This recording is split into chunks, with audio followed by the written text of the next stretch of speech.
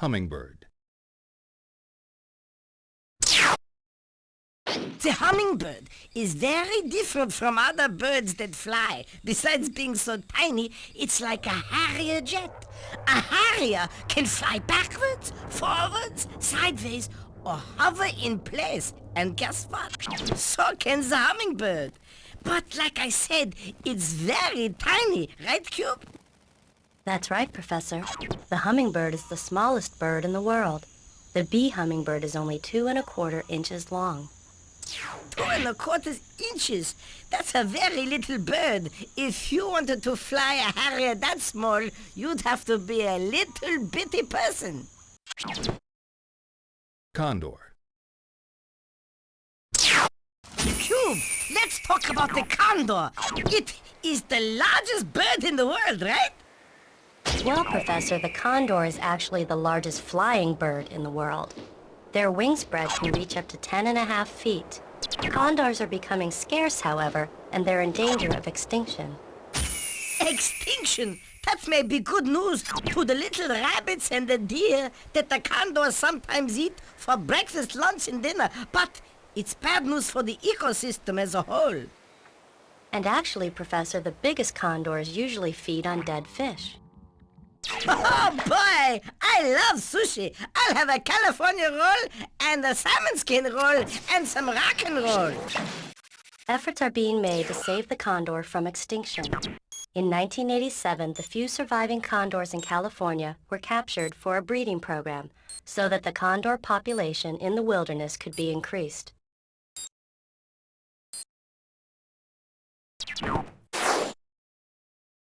Emperor penguin. Telephone. Not all birds can fly, although it seems like a waste to be a bird that can't fly. It must be so humiliating. So, you're a bird and you can't fly. What are you, some kind of dodo? Birds that fly have hollow bones, but birds that don't fly, like the emperor penguin, have solid bones. Emperor penguins can't fly, but they can dive underwater, up to 870 feet, and they can stay submerged for 18 minutes.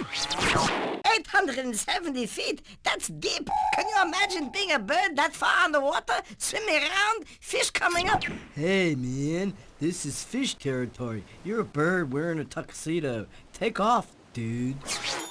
To know something, Cube, there are two kinds of flightless birds. The aquatics, like the penguins that live near the water, and the terrestrials, like the ostrich, that live on the land. That's right, Professor. The emperor penguin is the largest flightless aquatic bird. Emperor penguins live in Antarctica, and their short, stiff plumage keeps them warm. It keeps them warm in the same way your quilt does. Each penguin has 25 feathers per square inch. This keeps them warm when they're on the snow and ice or swimming in the freezing waters for their food of fish and squid and shrimp. Ooh, it sounds delicious.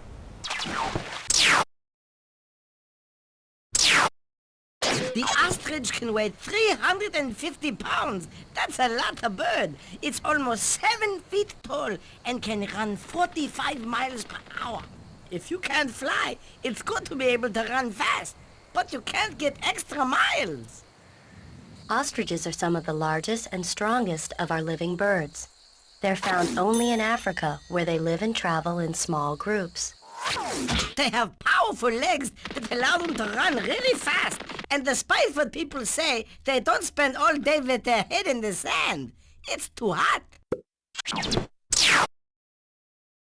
Peregrine falcon. The peregrine falcon is an interesting bird. The female is much larger than the male, and they both have sideburns, just like Elvis. They're good hunters, but I'm not sure how the sideburns help. The peregrine is a special bird for another reason. About 50 years ago, they were almost wiped out by chemical pesticides and became an endangered species. As a result, many of these pesticides were outlawed. Fortunately, the peregrines were brought into captivity, like the condor, and bred successfully to increase their numbers in the wilderness. They now populate urban areas once again. Cube, it's wonderful, isn't it? Did you know the peregrine is also the fastest bird in the world? It's been timed at 217 miles per hour when in a dive. And when leaving a dive to get home to his wife, it was twice that. Ba-dum-boom. That's very impressive, Professor. But while the peregrine is the fastest, it doesn't fly the highest. The highest recorded flight of a bird is actually 21,000 feet. This happened in 1963 when a mallard duck collided with a commercial jet. Yeah, I think I heard about that one. He forgot the duck. Oh, I got 1 million of them.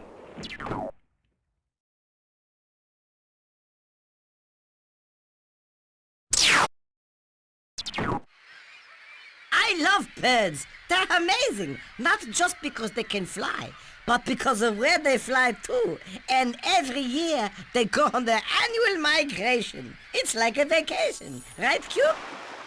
That's right, and at certain times of the year, entire populations will fly thousands of miles to escape an icy winter. That's pretty smart for a bird brain, don't you think?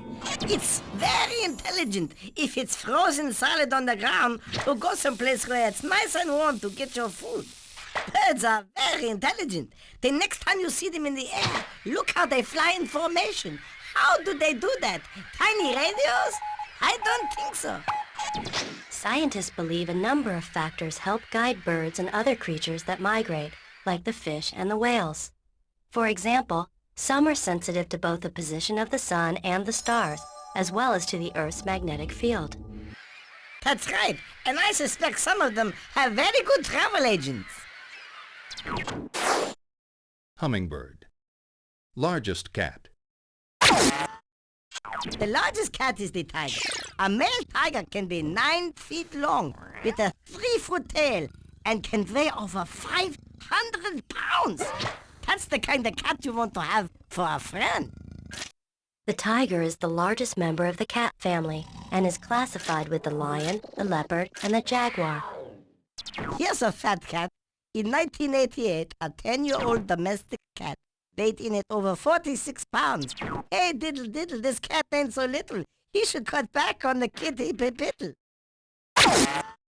Smallest cat. The smallest breed of domestic cat is the Singapura of Singapore. Adult males average 6 pounds and adult females only 4 pounds. What a cute kitty cat. But the smallest cat on record is not the Singapura. It's actually a Himalayan Persian cat measuring 2.5 inches tall and 7.5 inches long. Oh, it's so cute. Meow. It bit me, that little cute cat. Fastest cat. The fastest land animal on Earth is the cheetah. It can run 60 miles per hour. It's beautiful if it ever slows down enough for you to see it. Largest cat.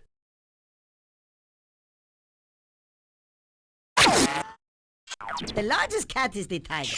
A male tiger cat. Smallest cat. Compound microscope. Jurassic period. Cretaceous period. Whales belong to a group of animals called cetaceans, which also includes dolphins and porpoises. A whale is not a fish, it's a mammal like humans. It breathes air and gives birth to live young, as opposed to laying eggs. The blue whale is one of the largest animals to ever live on the Earth. It can be over 100 feet long and weigh as much as 400,000 pounds. Whales are not only big, they also tend to be very fast. The 25-foot bull killer whale is believed to be the fastest marine mammal and has been clocked at nearly 35 miles per hour. The fastest human can only run about 22 miles an hour. How'd you like to take a whale to dinner? They'd eat a ton. Several tons actually, Professor. Most whales live on small marine organisms called plankton. As the whale dives through the water, it filters materials through its baleen, which is like a screen. A blue whale can eat as much as 18 tons of food a day. That's almost 5% of its body weight. That's like a 150-pound person eating 30 hamburgers a day. Sound familiar, anybody? Despite their size, whales are actually quite gentle. Dolphin. Like whales, dolphins are cetaceans. The dolphin is also a mammal, and the baby dolphin drinks milk from its mother, just like you. But dolphins can do something we can't do. Cube, tell us why dolphins are so special. Well, dolphins have their own sonar. A special organ in their head sends out clicking sounds, which bounces off objects and creates echoes. These help dolphins determine the size and distance of objects in the water in front of them. It's too bad we couldn't do that. We wouldn't have so many auto accidents, huh? Seal. The seal is a mammal that spends much of its time in the sea, but it always gives birth on the land. There are many different kinds of seals, but all have fins as feet. There are fur seals, hair seals, elephant seals, Easter seals? sea lions, and leopard seals that all live in moderate to very cold climates. Dateline, Monterey, California. Seals no longer have to fish for their meals here in Monterey. Thanks to a local man, the free fish dinners never end, and the leftovers are strictly for the birds. I hope that guy's new place has air conditioning. Not all seals like the cold, though. That's true, Professor. The monk seal is a tropical seal, the only one, in fact. The seals you usually see in the circus are actually sea lions found off the California coast. What do seals eat, Cube? Well, they eat fish, shellfish, and other marine animals. The Berlin Zoo has a new resident, a huge seal elephant from Antarctica. Looks like this guy should go on the ultra swim fast diet. Hey, looks like they're on a seafood diet. Hey, they seafood they eat. Hey, that looks good to me. Walrus. Boy, it's cold where the walrus lives. I'm freezing. I am not the walrus, that's for sure. Arctic walruses survive temperatures that go as low as 112 degrees below freezing, with winds up to 200 miles per hour. Dressed as you are, Professor, you probably wouldn't live more than a few minutes. Are you kidding? I'm freezing as it is. Walruses have coats of fatty blubber and tough skin, which provide insulation from the cold. And look at those long tusks. Boy, I bet that would be perfect for digging up clams in the sand. Right, Cube? Well, not really, Professor. People used to think that, but now it's believed that the sensitive whiskers and fleshy snout are actually more important for detecting and collecting prey from the muddy bottom. That's right. Walruses are very social and loyal creatures. They would make excellent friends. I'd love to have a walrus for a friend. They would probably make very good friends, because they travel in herds of about 100 and are gentle and less provoked. And if one member of the herd is attacked, all the others will come to its defense. Boy, who couldn't use friends like that? Fish. Salmon are not only fascinating fish, they are delicious. They are born in fresh water, but live most of their lives in salt water. When mature, the salmon swim from the oceans upstream so the female can lay her eggs. They will swim up to 2,000 miles, and the female will lay between 2,000 to 10,000 eggs in the gravel bottom of the stream. The males then fertilize the eggs, and 3 to 4 months later, they hatch. The little baby salmons are so cute, and they feed on the egg yolk sac until they are big enough to catch small insects and plankton. Unfortunately, very few baby salmon ever reach the ocean. Many are eaten by birds or are killed by pollution or man-made reservoirs.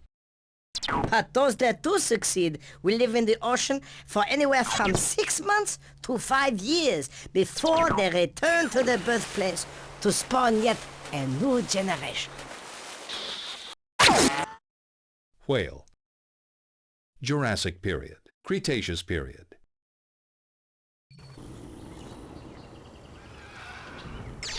The Cretaceous period began 144 million years ago and ended 66 million years ago. The continents continued to drift apart and became more recognizable as the continents that we live on today. At the end of the Cretaceous period, I am sad to say, a mass extinction took place. This marked the end of the Mesozoic era. Some of the biggest dinosaurs came and went during this period.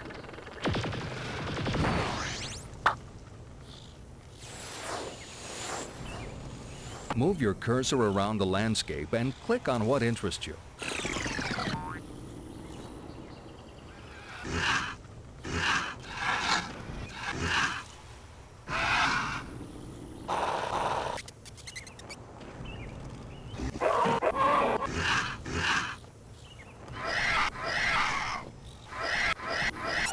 Pterodactylus, with their 12-inch long wingspan, were small toothed reptiles that caught their insect prey in flight. Sauropelta were 17-foot-long vegetarian reptiles with protective spikes and a deadly tail. Iguanodons were plant-eating animals with a unique bite. Instead of teeth, they had a horny covering in the front of their mouths, ideally suited for cropping leaves and small branches.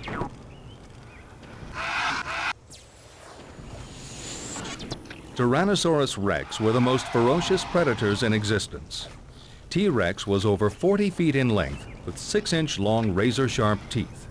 They dominated the Earth for as long as 20 million years.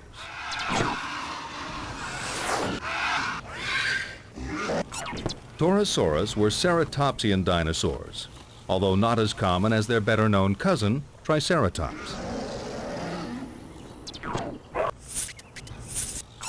Snakes first appeared during the Cretaceous period. They, like dinosaurs, lay soft eggs on land. Early mammals were small and rodent or shrew-like. Some were vegetarians, while others ate small insects, grubs, or worms. Velociraptors were somewhat small, vicious predators. It's believed they hunted in packs and disemboweled their victims with their knife-like nails.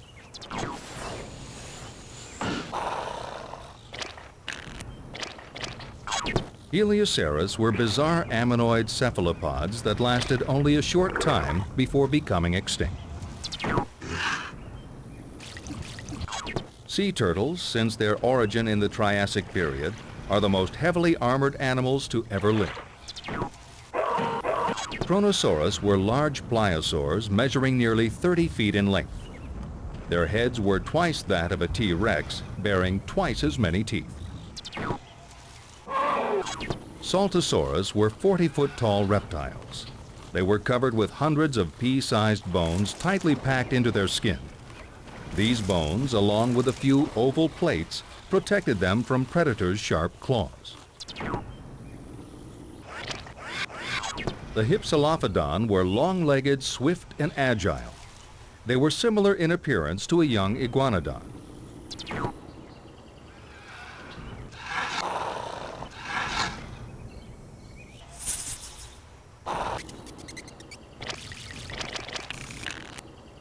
Jurassic.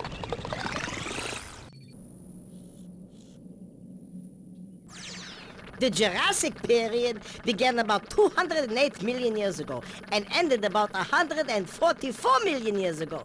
The most noticeable thing about this time period was that the dinosaurs started to get very big and the first bird-like creatures began to appear.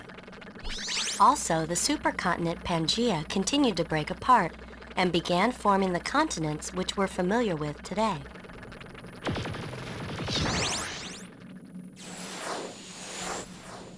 Move your cursor around the landscape and click on what interests you. Ornitholestes were only about 7 feet in length. Relatively small but fast and agile, it's believed that these animals may have robbed eggs from their larger relatives. Compsognathus were one of the smallest known carnivorous dinosaurs. They were about 60 centimeters long and weighed only about 6.5 pounds. Amblotherium were small primitive mammals. They had a large number of teeth designed to devour a variety of insects. Aguccas were 1 1/4-inch hermit crabs with well-developed pincers designed to scavenge the bottom of shallow seas. Apatosaurus were large reptiles related to the saurischians that must have fed continuously to supply their massive bodies with food. Plesiosaurs were long-necked sea reptiles that literally flew through the water in search of prey. Mythical creatures such as the Loch Ness Monster may be based on the remains of plesiosaurs. Belemnites showed no traces of an external skeleton or shell. Like their relatives the squid, the Belemnites expelled ink-like clouds to confuse their enemies.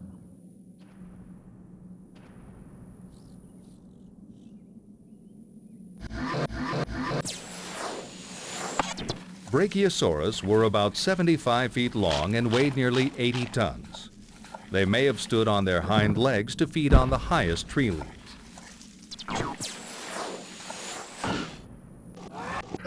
Stegosaurus, 2-ton vegetarian reptiles, were one of the only dinosaurs with bony backplates. They probably had few, if any, predators.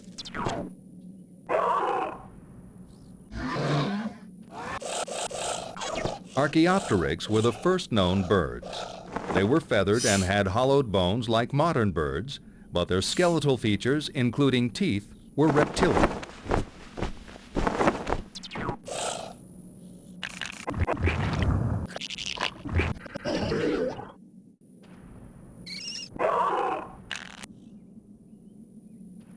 Help. Encyclopedia. Lab. Theater. Activity Center. Print shop. Exit.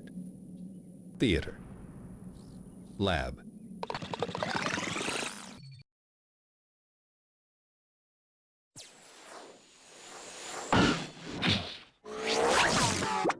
Since you've been here before, I think you know what to do. Compound microscope. Electron microscope.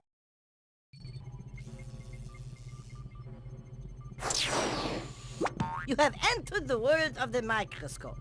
Would you like to help me build a microscope? Click whichever you like.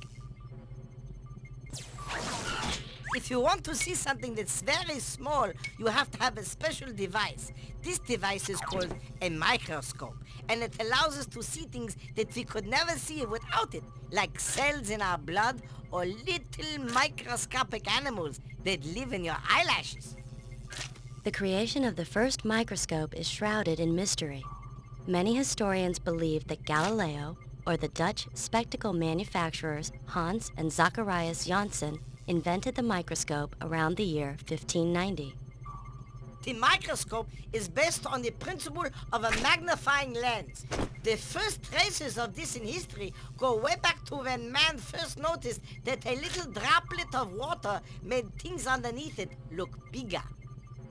The compound microscope was the first type of microscope created, and it can be found in most schools and homes. The compound microscope can enlarge objects up to 2,000 times the original size. There's lots of kinds of microscopes. The compound microscope uses light to magnify, but there are electron microscopes, there are ultraviolet microscopes, X-ray microscopes. There are more microscopes than you could shake a microscope at. The microscope of today is very similar to the one that was designed over 400 years ago. But instead of just talking about it, what you say, you and I build one together. Cube, it's a good idea, yes? Ha ha! Of course, Professor.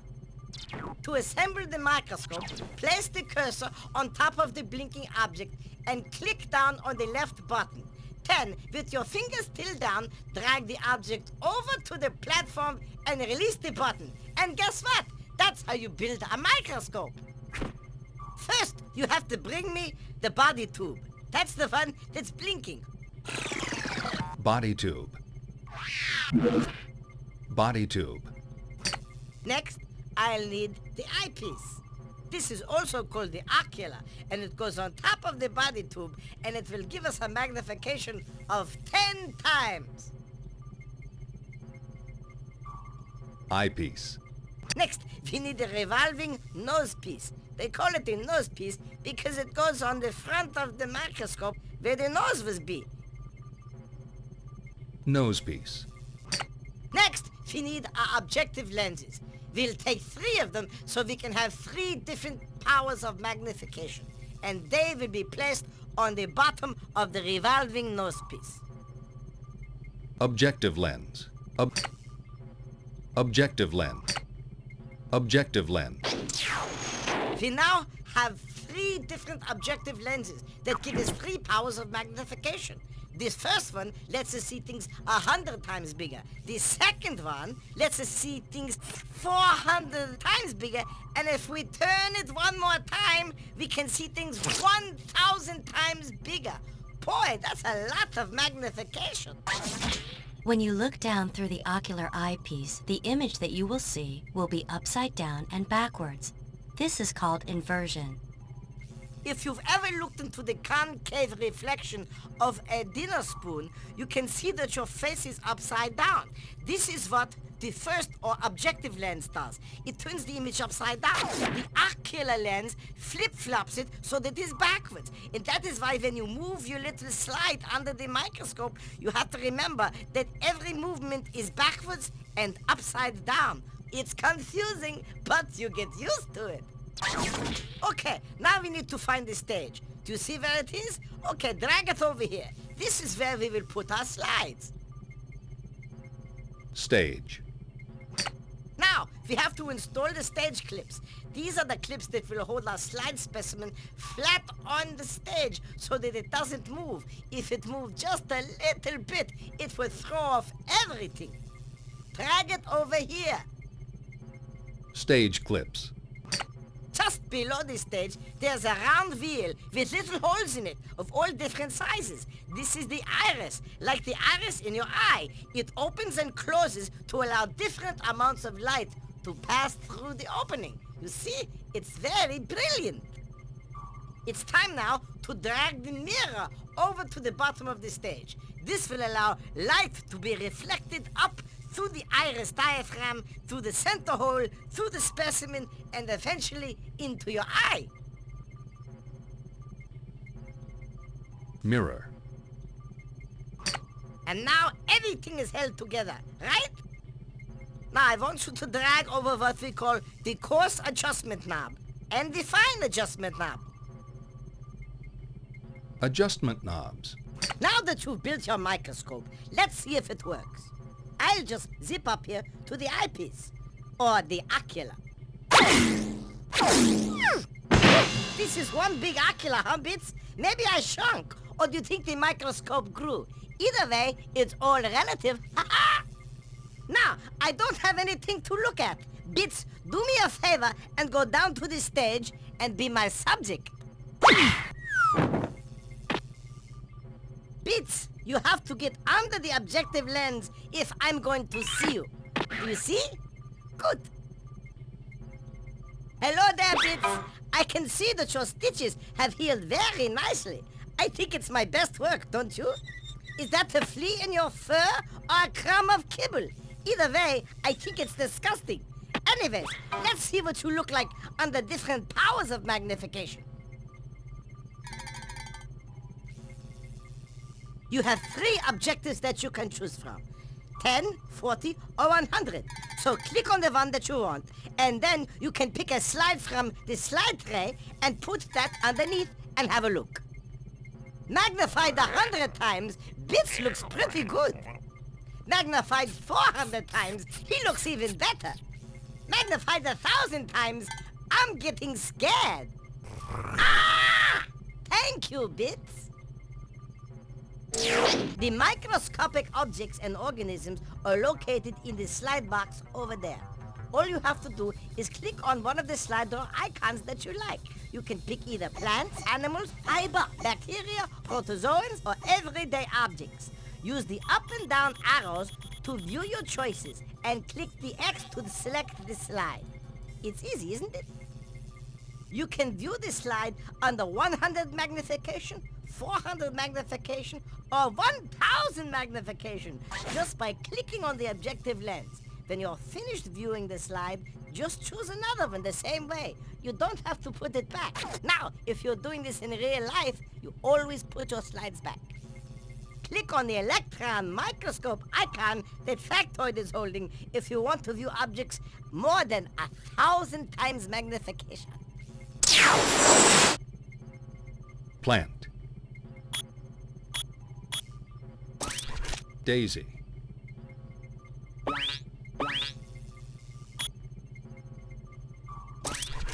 Color.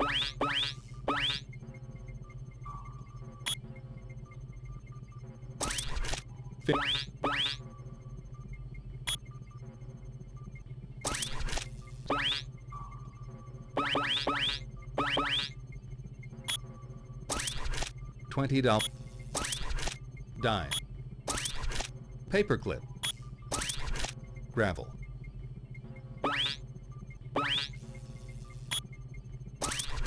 Penny. Sugar crystals. Duck. Salt crystal. Paramecium. Daphnia. Trypsinoma. Amoeba.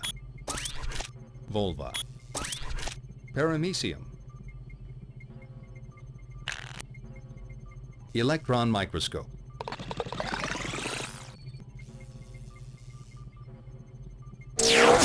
Now that you have a microscope, you'll need something to look at. Well, don't worry. I've prepared lots of slides for you. Here's what you do. You can either look at plants, animals, viruses, bacteria, protozoans, or everyday objects. You use the up and down arrows to... Glucose crystals. Dust. Comet. Protozoa. Citrobacter. Paramecium. Simian. Adeno.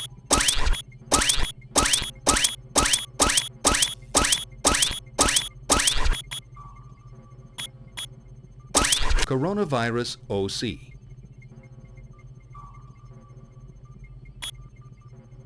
Parvo.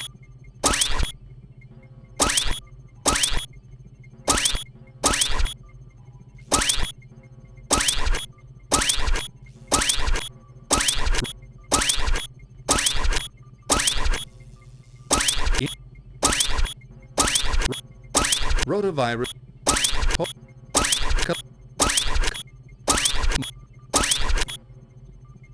And mosquito. Straw. Computer chip. Glucose. Dust. Print shop.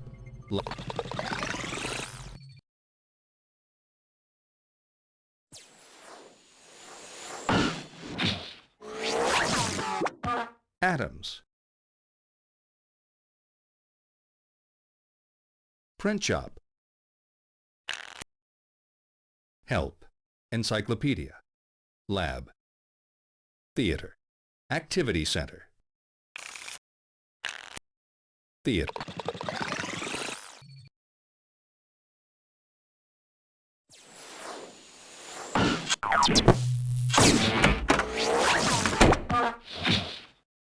Here's how you have fun in my theater. Do you see those 3 cans marked scientists, inventions, and inventors? Good.